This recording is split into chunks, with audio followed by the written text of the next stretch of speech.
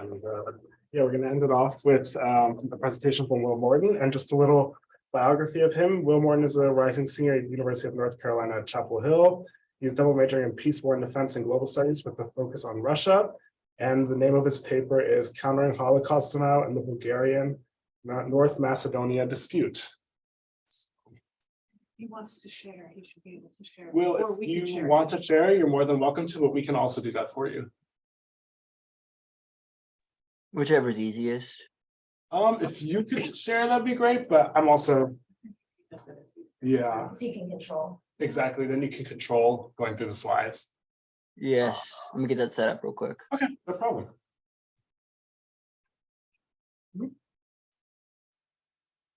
Can you see? Yes. Yes.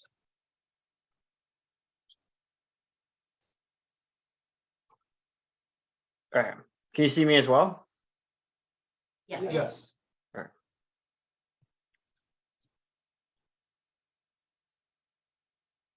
You're ready. Good afternoon, everybody. My name is Will Morton. I presented last year on Croatian Holocaust denial, and this year I'm presenting on countering Holocaust denial and revisionism, specifically in the Bulgarian North Macedonian dispute. So similar to last year, we have an introductory statement.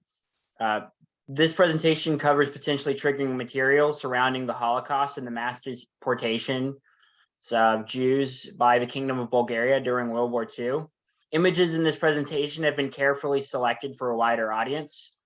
And I just wanted to throw this out there. The so-called Macedonian question, which refers to the exact origins of the Macedonian ethno-nationalist identity, is a very long-standing scholarly debate. And it's not something that I'm going to take a direct stance on. It's a very complex issue of the role of Tito and the communist partisans in this ethnogenesis. Instead, this presentation is intended to highlight the existence and proliferation of specifically Holocaust denial within the ongoing dispute between North Macedonia and Bulgaria. So just a little bit of background. Obviously, Kingdom of Bulgaria existed in the early part of the 20th century.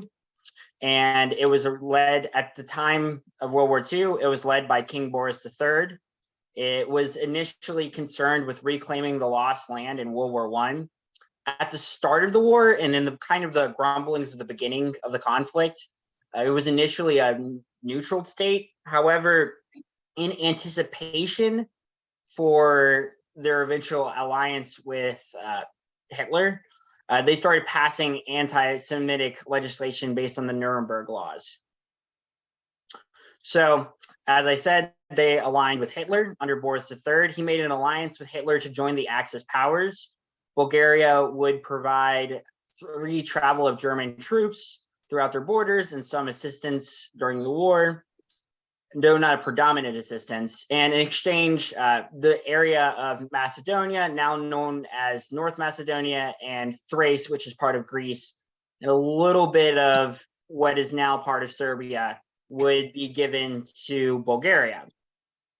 During this time, Boris III appointed an extreme anti-Semite. I'm going to apologize for my pronunciation of Eastern European names in advance. Alexander Belev. And there was an open discussion on how to align Bulgaria with Nazi values. This led to the eventual deportation of 20,000 Jews from the capital of Bulgaria into the outer regions and the forcing of over 7,000 Jews into forced labor camps. Not death camps, labor camps. They're a little bit different. And these pictures, both of these pictures are actually from labor camps, Jews in labor camps in Bulgaria. So the conquest of Macedonia and Greece. So Bulgaria considered these areas to be recently liberated territories or under Bulgarian administration. They were both part of Bulgaria before World War I ended. Non-Bulgarians were discriminated against with mass murder, looting, and rape as the Bulgarians moved into these areas. Especially interestingly, all Jews in the annexed regions were denied citizenship and treated as stateless. And this photo right here is pictures of people, part of Bulgaria, coming into Macedonia at the time. And this is the biography before, and then this is what they annexed. So Bulgaria is the heroes of the Holocaust. Now, it's huge in this international narrative. There's even Washington Post articles about it, about how Bulgaria saved the Jews during the Holocaust.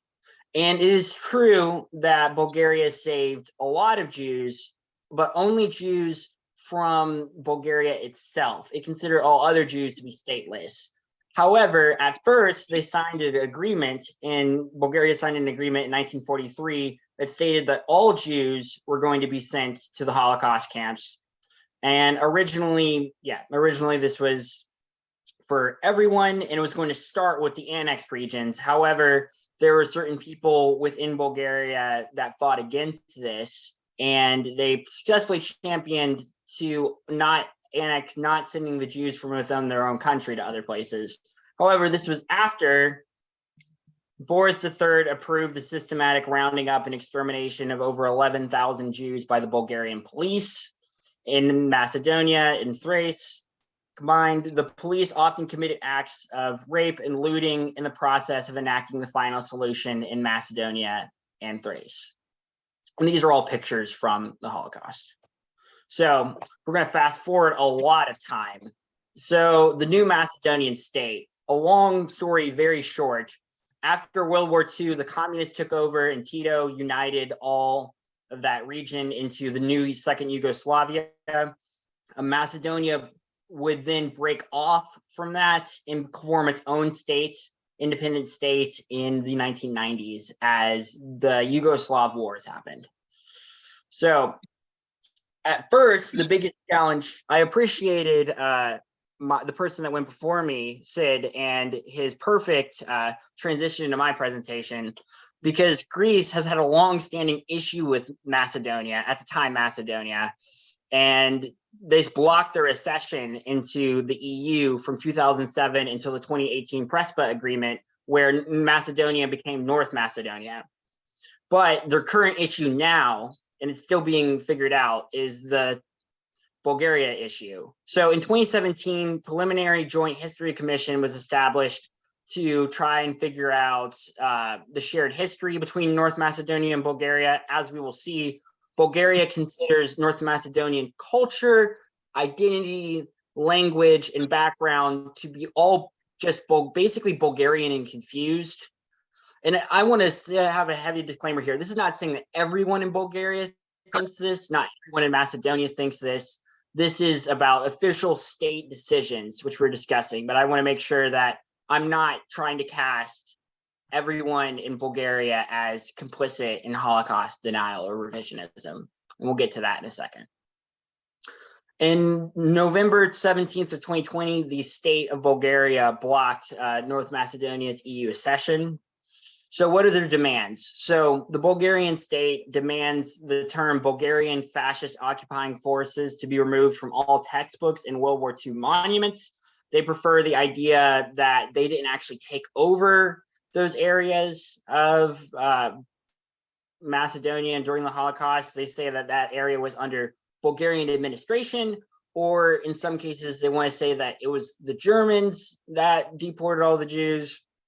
They want the recognition of a Bulgarian minority in North Macedonia in their constitution. They want to delegitimize totally the idea of a Macedonian language, and they want the criminalization of hate speech, such as connecting Bulgaria to the Holocaust in Macedonia. So the French proposal came out last year. Under the French proposal, under this deal, North Macedonia must give in to all Bulgarian demands and amend their constitution. These changes include the aforementioned recognition of a minority, denouncing the existence of an independent language, and criminalizing hate speech. In addition to these changes under the deal, Bulgaria has the right to block North Macedonia again at any time.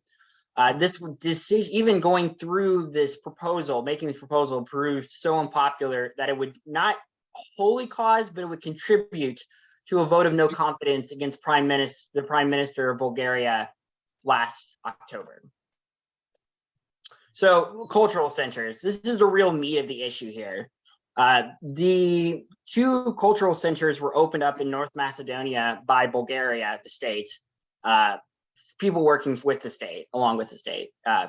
The Ivan Mikhailov Cultural Center opened in April 2022 in Bitola, North Macedonia. Notably, this opening was attended by the Prime Minister and the Vice President, as well as some cabinet members, and it was a really big deal because this was a cross-border international contingency. The club was damaged by protests in June, and then in October, Boris III opened in a club. No, sorry, there was a club named Boris III opened in October in Ohrid, North Macedonia, and this would also be vandalized. So who are these people that these clubs were named after? They're both Nazi collaborators. So King Boris III, as mentioned earlier, he allied with Hitler to retake the lost land.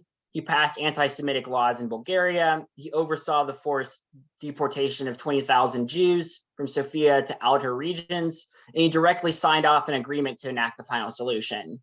Now, Ivan Mikhailov is not someone I mentioned before, but if you remember anything about my presentation last year, the independent state of Croatia and the fascist Ustaša, he lived in Croatia at the time as a guest of the fascist Ustaša. He was actually courted by the Nazis to set up a puppet state inside of Macedonia based off of the NDH. However, this failed as they tried to do this way later towards the end of the war. So it begs the question why Bulgaria or people working with Bulgaria would specifically choose these people to name their clubs after. So this all led into a ban of names associated with Nazis. So local Jewish club groups came out against the opening of both of these clubs. And in early November, North Macedonia passed legislation that banned the naming of buildings after people or things associated with fascism and the Holocaust. This led Bulgaria's foreign ministry to issue the eye-raising statement that they have serious concerns with the amendments, that the amendments are aimed at discriminatory restriction of the right of associations in Bulgarians in North Macedonia, for which the one-sided historical interpretations of the facts is the reason. Now, a little bit of context, it's not a very defendable statement, but a little bit of the context is in Bulgaria's mind, they put, from what I can see, they put fascism up with Nazism. So a little bit of this dispute is in this statement is that Bulgaria considers that they're not also banning names associated with communism as part. I think I may have messed that words up, but they put communism next to fascism, and they want to make sure that communism is equally banned as names, but it's neither here nor there. In conclusion, in its policy towards North Macedonia, Bulgaria as a state is promoting and supporting Holocaust revisionism and uplifting Nazi collaborators as national heroes. Furthermore, the French proposal would force North Macedonia to give in to this Bulgarian revisionist demands. Holocaust revisionism has no place in this world and should be called out and countered wherever possible. And as always, never again. Pictures and citations, information citations. And then as with last year, I put information about the North Macedonian Holocaust Museum, as well as a list of Eastern European Holocaust funds. So that is my presentation. I thank you.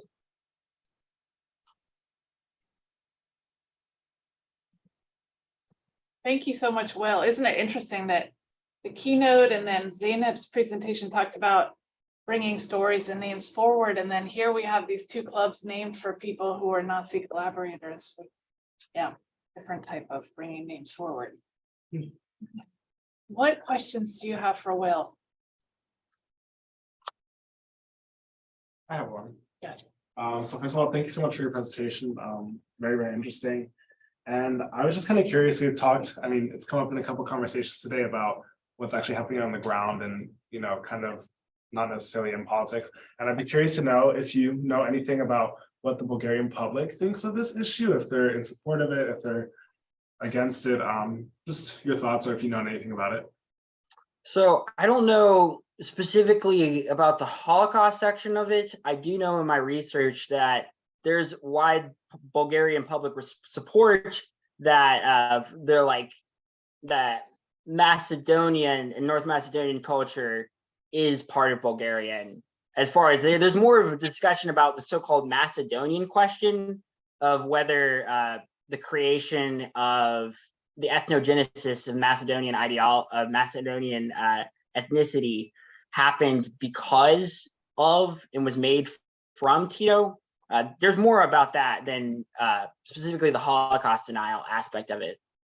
There's definitely a lot in North Macedonia of trying to connect these club names and all this other stuff to obviously fascist and fascist forces, but there's not much public knowledge. I guess it's also because there's not much of an incentive within Bulgaria specifically to do research on this, if this is the official state that is aligning themselves with this. That makes sense?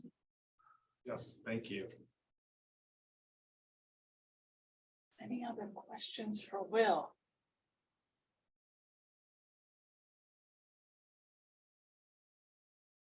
Hey, thank you so much. Thank you. Back at the conference. And do we have any closing